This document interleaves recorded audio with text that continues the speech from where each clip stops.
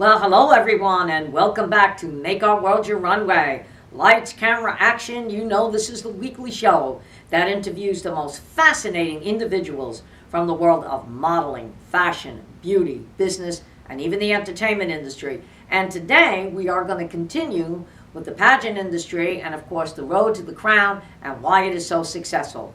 But as always, we like to thank our sponsors who make this show possible for every week. And that is Lasky Architect, Lux Salon, Margaritaville at Sea, 100 Successful Women in Business, the Transmedia Group, the Global Trade Chamber, Bangladesh American Chamber of Commerce, Vita Designs, and SB Fashion Direct. So sponsors, as always, thank you so much for making this show possible.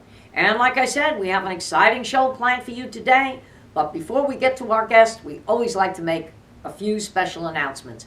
And one of the announcements that I make every week is remember to subscribe to the Global Trade Chamber YouTube channel so that you can see all the shows from Make Our World Your Runway and Success Stories.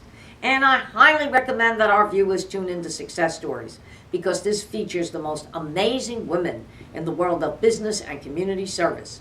From humble beginnings to successful entrepreneurs, these women will totally inspire you. And as always, get ready for some exciting conferences, speakers, and awards as 100 Successful Women in Business and the Global Trade Chamber come to a city near you.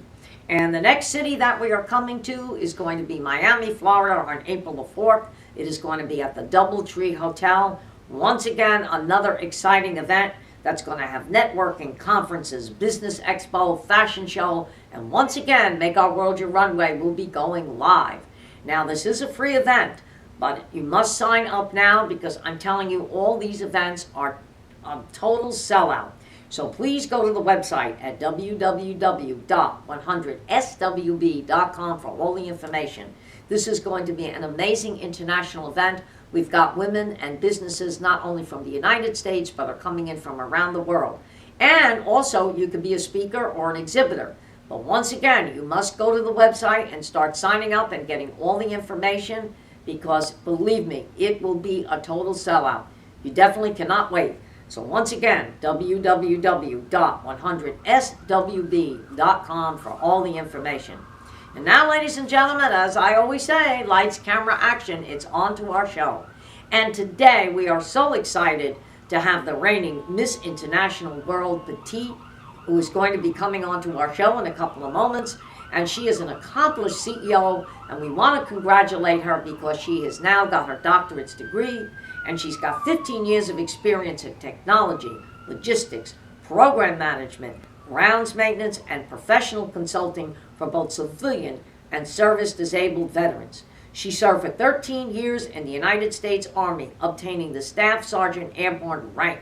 She supported Operation Iraq Freedom and Operation Enduring Freedom, assisting the Combined Joint Special Operations Task Force in Afghanistan, Iraq, Bahrain, and Kuwait.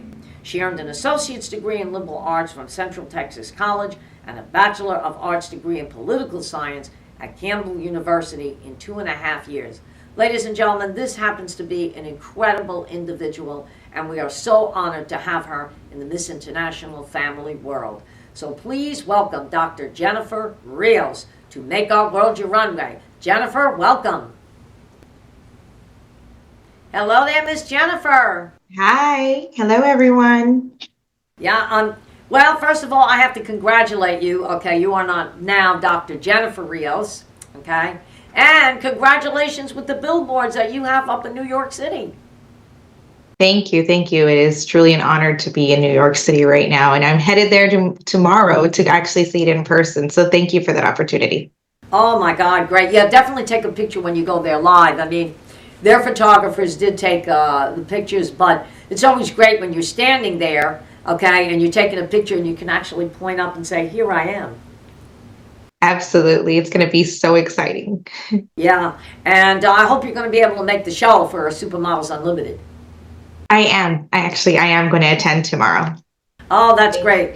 Yeah, you are on the guest list, and I did tell Mary Baldwin and Kimberly Clark that you were going to be attending. So I know they will treat you with kid gloves because they love our queens, okay? And I've done a lot of work with them throughout the years. They're amazing, two amazing ladies. and they just love the world of modeling and pageantry. So you're going to be in good hands. Thank you. I appreciate that. And I look forward to meeting both of them, as it's an honor to be able to work with them as a part of Miss International World.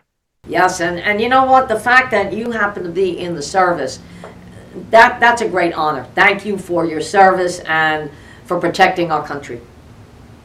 Thank you. Thank you. What was it like being in service as a female? You know, you always hear men going into service, but what was it like going into service and going through basic training and all of that? Well, I will say it was a little rough. I graduated at 16 from high school. I joined the military at 17, so I wasn't even an adult yet when I joined the military. Wow. So it was my first time leaving home away from my family. I'd never been out of San Antonio, Texas. So my first flight was straight to basic training at Fort Jackson, South Carolina. So it was definitely a shock from being able to run, half marathons and cross country and track in high school and working full time, to all of a sudden someone's in your face 24/7. But I will say that to date, the one drill sergeant that I did have, who molded me to part of the woman that I am today, Drill Sergeant Fisher, I'm still in touch with him. I actually reached out to him. I hated his guts during basic training because obviously he was on my tail. Every time he saw me, I feel like it was drop down and give me 50 push-ups every time. But at the end, it worked out really well because I ended up being the #1 soldier of the cycle. So out of 1,200 soldiers, I was the #1 soldier. So, wow, that's amazing. You know, it reminds me of a story of my husband Al. You know, when he had a dream that he went into service and he actually got wounded in Vietnam. Okay, so he woke up and he said it was so realistic, and he said, I am not going to get, he said, I don't want to get drafted, and he knew his number was coming up, so he went and he joined the Air Force. Okay, and he did very well, and he scored very high because he had been involved in the telecoms and that's where he got his training, so that he could work in the telecoms communication industry. So, you know, of course, he had to do an overseas tour, and he got Belgium, but he got SHAPE headquarters. He thought he was in the wrong place because SHAPE headquarters for the Air Force is where all the elite was, and he said that was all the officers. So when he got there, he said to them, he said to the commanding officer, he said, I think my papers got mixed up. He said, I'm not an officer. He said, I think I'm in the wrong spot. He says, no, you're in the right place. He couldn't understand why, but because he had scored so high in the communications industry, they needed someone with that kind of expertise. So they put him there. He said he loved it. He said because he got the same treatment as the officers did. And I think that's where he learned to speak French. Then he went to Paris, France. Okay, so he was in Belgium, and then he was 2 years in Paris. That's where he learned how to speak French, and he just fell in love with the country. So I said to him, I said, boy, you lucked out. He said, till this day, he said, I still don't understand that. He said, but, he said, I guess, he said, I scored so high in all my tests. He said, that's where they put me. That's where I was needed. He said, so I served my country wherever I was needed. So you and him have something in common.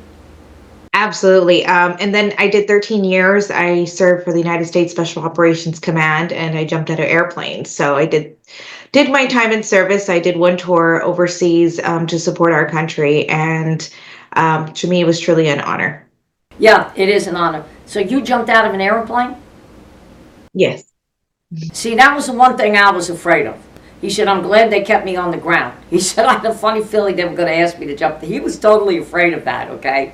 And meanwhile, I was just the opposite, because when I was growing up, President Kennedy had started start with NASA, started going into the space race. And I was just the opposite. I always wanted to go into outer space, okay? If they would put me in a rocket today and shoot me up there, I'd probably be smiling from ear to ear. That was always my goal, okay? Until they told me, well, you've got a heart condition, you can't go up. I'm like, I'll find a way. But, so he was just the opposite. He was afraid, and I'm like, put me up there. And he says, you want to go up? And I said, I would love to see planet Earth being up there and just seeing what it looks like from a different perspective, okay? So that's how we're actually opposites. He likes his feet on the ground, and I like to go up. The only thing I wouldn't want to go up on is a hot air balloon. I'd be afraid I'd fall. Okay? But if I was in a capsule or something, and I was in a rocket, and I was still closed in, I think I'd feel okay. All right? So that was the difference between the two of us. But that's a great story. I mean, you really, you did a wonderful service to the country. Okay?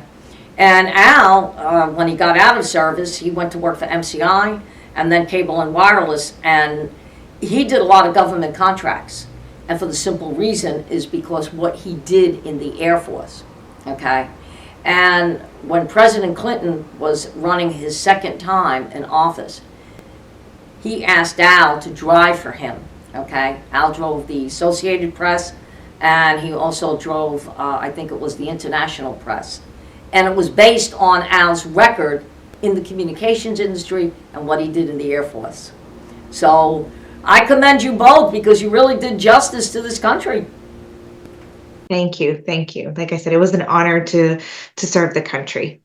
Yeah, and you're doing a lot of things. I mean, you got a doctorate's degree, and what is that actually in now? So my doctorate degree is in business administration with a specialization in leadership. So I focus on business overall, but I also focus on how leadership impacts employees and their productivity, and their retention. Basically, if you, as an owner of a company, are looking at profit over people, you're leading your company in the wrong way, because you have to take care of your people. When you take care of your people, will take care of you. Right, exactly. I totally agree with that. You always need, if you're running a company, you always need to take care of your people, okay? That's your base, all right? And I learned that a long time ago, running a couple of companies myself in New York City. You always have to take care of your people. You got to find out what their needs are, okay? And especially when I worked for Lancome Cosmetics, okay? I kind of went up the ranks with them, starting from being a makeup artist to being a business manager for a couple of the counters in New York City, and then becoming a trainer and sitting up in the office. And I used to tell my boss every day, I said, look, he said, but you're always going down to the counters. I said, you have no idea. I said, you guys sit up here in the ivory tower. I said, but you have no idea what these women go through on a daily basis. They've got to service the needs of the customers. They're working the long hours. I said, they're making your salary. I said, so if you don't attend to what they want or listen to what they need, you're not going to have anybody. I said, these people can walk off the job tomorrow, go someplace else. I said, then what do you do? And then they finally started putting more women in the executive office, and that changed the whole perspective of that company, okay?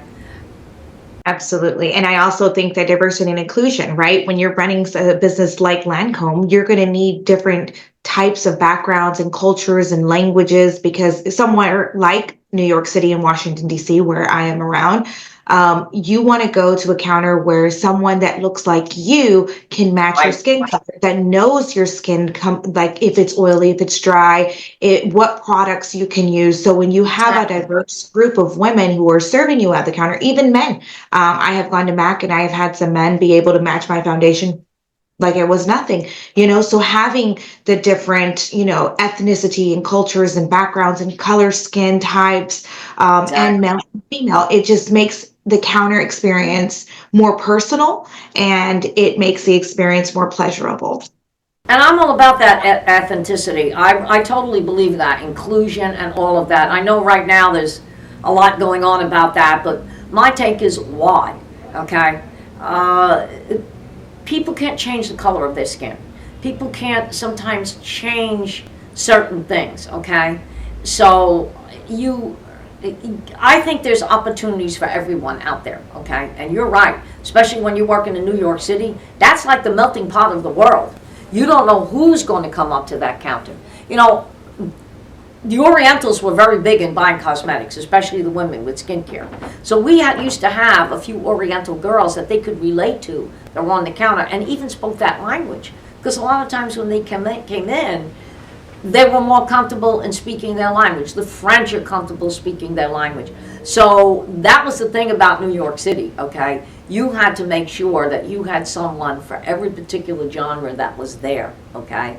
It just couldn't be one person or one particular, like you say, ethnicity. Okay, you had to have it was a melting pot, really. And New York City was great about that, especially when Al and I worked there in the '90s. Okay, I was teasing somebody the other day. I said, listen, you could walk down the street and be dressed in purple. Nobody'd look at you. Nobody cared, because everybody felt they were on the same plane. Okay, I said, you could, no matter what you did in New York City. I said people just. It was so totally different back then than the way it is now. Yeah, and that's one of the reasons why I love Miss International World, because you have taken all of your experiences through the corporate world and brought it to Miss International World to include all the countries around the world. It's not just Yes. about one ethnicity. It's not just about one style of female. It's not just about one figure size of a female. You welcome all backgrounds, all walks of life, all cultures, and all ethnicities. And I think that's why Miss International continues to get such recognition and continues to win awards, because you think beyond yourself. You think beyond, the group of women that you're supporting. You're thinking forward. And that is something that we need. And this is why women excel in leadership, because we know how, one, to multitask, and two, strategize, and three, well, come on now, women rule the world. Exactly. I mean, women are really making their mark in the world. I mean, look at the fact that I'm sitting here, which is part of the Global Chamber and the 100 Successful Women in Business.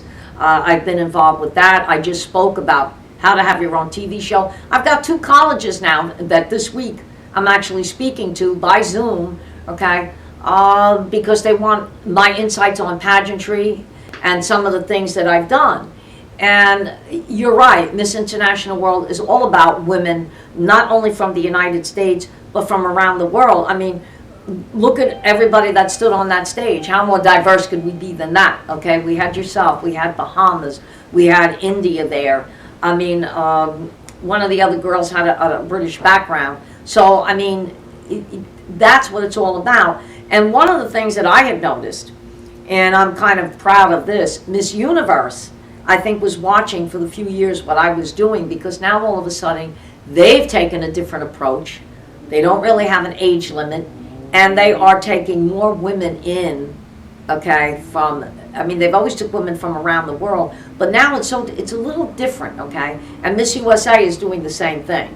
So I said, well, if I made my mark in the world doing that, I've done something, okay? And I love the fact that all you women are so highly intelligent. Absolutely. And there was one research paper I was looking at that it looks like, in another 10 to 20 years, women are going to own $50 billion worth of the business world. Like, we are going to be pushing the needle for men, because more women are pursuing education, higher education, Yes. not just a bachelor's degree, not just a master's degree. You're getting more and more doctors. I mean, Dr. Judy Stavely is a doctor. Her and I come Yes. from the same, poverty level. We come from poverty, and look at where she is now. She's a doctor. She's got PhD. She's got so many different degrees, which is fantastic, because she really contributes back to women and to society and the STEM program. And then once we get here, it's our job as leaders, as women, whether it's holding the Miss International title, whether it's holding a doctorate degree or a PhD, whether it's, holding a business company, it is our job as women to go back and reach back and bring other women and to continue to mentor. And that's what Miss International World has done for us. We have, gathered women across the world, across the United States, and we have actually made some really good friendships. And not only that, being able to lift one another up now. That's so important. People don't realize It is. you know. Exactly. To lift one another up is great. And it's so funny because there's a lot of women getting doctorate degree. My cousin Teresa, who was head of the college in Colorado, and now when she got her doctorate's degree, she is now head of all the libraries in the state of Colorado. Okay, I don't know how she does it. I said to Teresa, you must be up 24/7. She said, you know what? She said, you're right. But look at where she has come, okay? Her daughter now, all right, and her daughter just had a birthday, and I said, time is flying, because her daughter just turned 30 years old. She's going for a doctorate's degree. Look at my director in India, who was a former Miss International World, Akshata. She's Dr. Akshata Prabhu, and she is a dentist, okay? And now she goes around speaking, okay? Her husband is also, well, he got more into, she was, as a dentist, okay, she was more like into, not so much oral surgery, but braces and things like that. He went more into oral surgery. But there you are, okay? And at the same time, she became a model. She runs the International Glamour Project. So women are doing a lot. I mean, you're right. Look at Judy Stavely, Dr. Judy Stavely, okay? A few weeks ago on my show, I had Tracy Campbell, who owns the Mrs. Gold organization. And I was one of her directors, and I also was Mrs. New Jersey Globe 1996. She is now Dr. Tracy Campbell. So look at where women have come. If you think about even 15 years ago to now, look at what women have done in society. Look at women in politics. You got more women in politics becoming governors and senators than you have ever had in the past. Absolutely. And so that is why we got to continue to push the needle forward. We got to, no matter who sets a boundary in front of us, they can set boundaries, they can try to push us back. But you know what? Women are resilient. Women create life. Anything you give us, we multiply. Everything. Exactly. So you can try whichever way, but God's plan is God's plan. And I tell you what, in my career path, I came from poverty. I joined the military and I put myself through school. And thankful for the military. I also had some tuition paid by the school, but by the time I finished my doctorates, I had over 150K on top of having assistance because I went through so much schooling.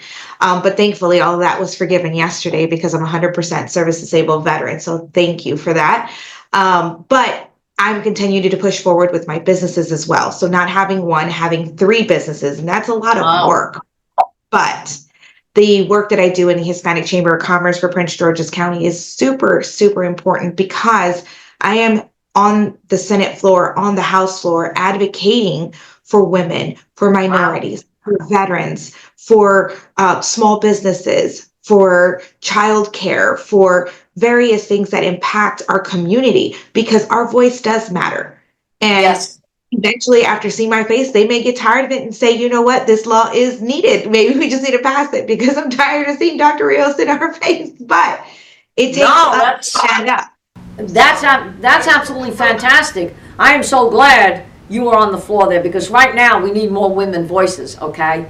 And a very good friend of mine who was the Palm Beach State Attorney for 12 years, and he decided not to run again. And right now what he's doing is he's teaching in Harvard University because he graduated Harvard. So he's teaching law there. But I speak to him almost every other day and he says, Angela, I've got to get you into doing something like that. He says, because you've got that proverbial gift of gab. And they actually wanted me to run for something last year. And I said, no. I said, not that I didn't want to do it, but I said, when all the shootings going on, I said, I was just afraid, I said, to get out there. But he said to me, he said, well, we've got to get you into something. He said, because you're a good advocate, and the fact that you've got Miss International World and all your women seem to be out there being a voice for other women. He said, I think this is absolutely fantastic. But as my good friend Max over here is telling me, we've got about 5 minutes left, okay? But I did want to tell you is that last week I did a documentary on why the crown is the key to success. And there is going to be a web series coming out on that. And you will see that I have all of you featured on that, okay, with your bios. And I spoke all about Miss International World. And there's a book that is going to be published in Europe about Miss International World. And it's going to be Why Our Crown is the Key to Success. So you will all be in that book as well. And right now, Netflix is looking at us to do a documentary as well, too. So I want to thank you and all the ladies of Miss International World for being a part of this organization, being a voice, and I know there's a lot more we are going to be able to do. So what would you say to our viewers about all the things you're doing and, you know, about Miss International World? I want to first thank you. Thank you for giving me the opportunity. Thank Dr. Judy Stavely for recommending me to this wonderful program. Thank you to all the participants, the people that make this possible. I would say to all women that regardless of who stands in your way, keep trying and don't give up on yourself. I live with the promise to myself that I want to be the role model that I needed when I was 6 years old, 7 years old, Right. 15 years old. I want to be the example for young Latina women, young minority women, young business women, young students, so that Yeah. they can see that, there's so much more out there. And, anything that you want or desire, it just takes discipline for you to get there. So keep trucking along. And if there's anything that I can do to promote or help or assist you in any way on any areas, please know that you can count on me. Absolutely, and we're going to be working with Queen Beauty Network. I just signed a deal with them, and they're going to be featuring you girls on a lot of different videos and things. So definitely, I want to thank you for taking, I know you have a busy schedule. I want to thank you for taking time to be on the show today. You always have an open invitation to come back. I have to get myself into DC so that you and I can go out and do some things there, and along with Judy. But I have a lot of things coming up, and I definitely want to get you here to Florida and some things that we can definitely do together. And I'm going to keep you informed of the next pageant dates coming up. I think we may be going on Celebrity Cruise Lines. They're very interested in what we're doing. So, and as I tell all you ladies, once you're part of Miss International World, you're part of the family. That title never dies. You may crown a successor, but it's always there. And we're more than happy to have you go out and represent it anytime you want. Thank you, Angela. It's super, super, super amazing to be able to be in this world with you. Never in a million years did I think, I was more of a soldier in combat boots, but I'll trade it for a crown with some heels. Absolutely. But anyway, dear, have a great weekend. Send me some pictures from New York. Okay, anything arises up there, just let me know. I'm only a phone call away. I'll get it done. Thank you so much. I appreciate you. Have a good day. You too. Bye now. Thank you so much. Good luck in New York. Dr. Jennifer Rios, okay, who happens to be Miss International World Petite. Absolutely amazing. A woman that went out and served her country and doing fabulous things. So once again, we want to thank you for tuning in to Make Our World Your Runway. And remember, subscribe to the Global Trade Chamber YouTube channel so that you can see all the shows from Make Our World Your Runway. And tune in next week when we'll have another fabulous show. And while I'm here, happy Valentine's Day to everyone. Thank you so much. See you again.